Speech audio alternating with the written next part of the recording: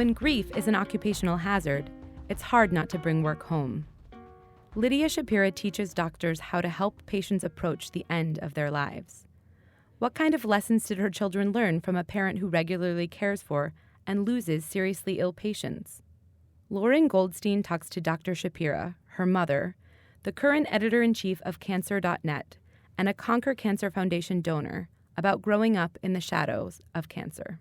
I think I fell into being a doctor in part through identification with my dad, who was a wonderful, kind, compassionate doctor, and also because of my real desire to do something that would help people.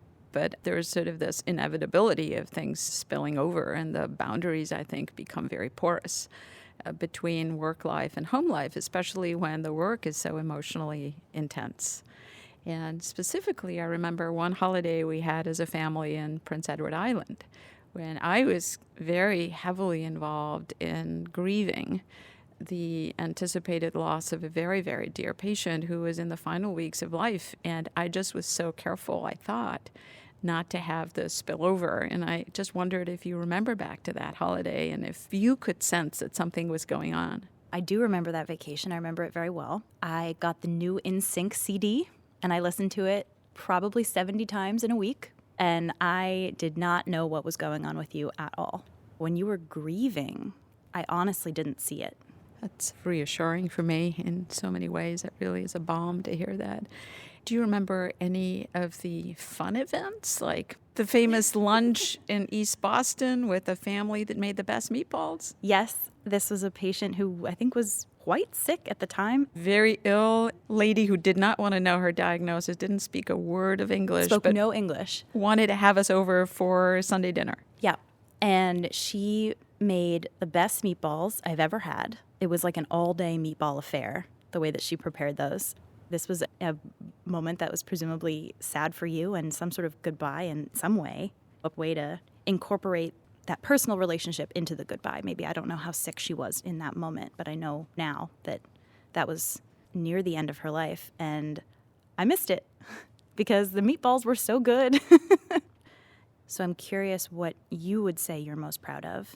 Most importantly and meaningful to me are the moments when I felt that my presence made a change in a situation, that by my own ability to be there, either by connecting to somebody, by giving solace to a family, by making the right diagnosis, by providing access to a therapy that profoundly impacted on somebody's life, or just by accompanying and witnessing what was happening, that my being there actually helped. That is absolutely and by far the stuff that gives me the greatest sense of peace and purpose.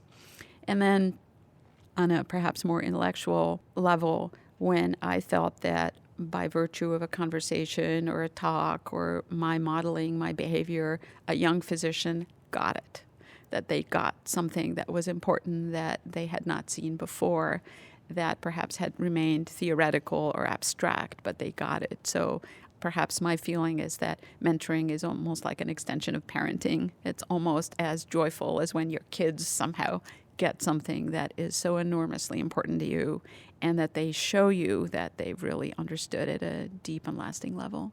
I'm also curious what you would say you were least proud of.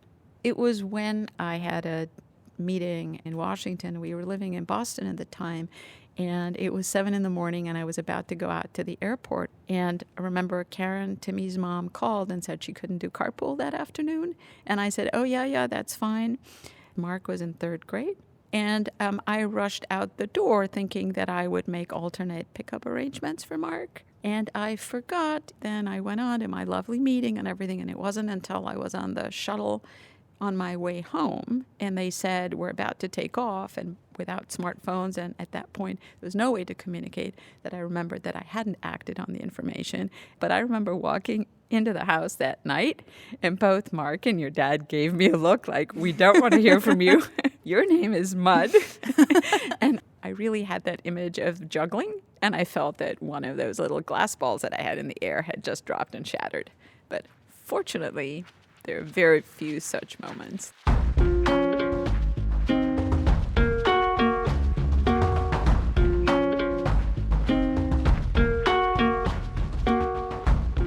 Conquer Cancer Foundation's mission is to conquer cancer worldwide by funding breakthrough research and sharing cutting-edge knowledge.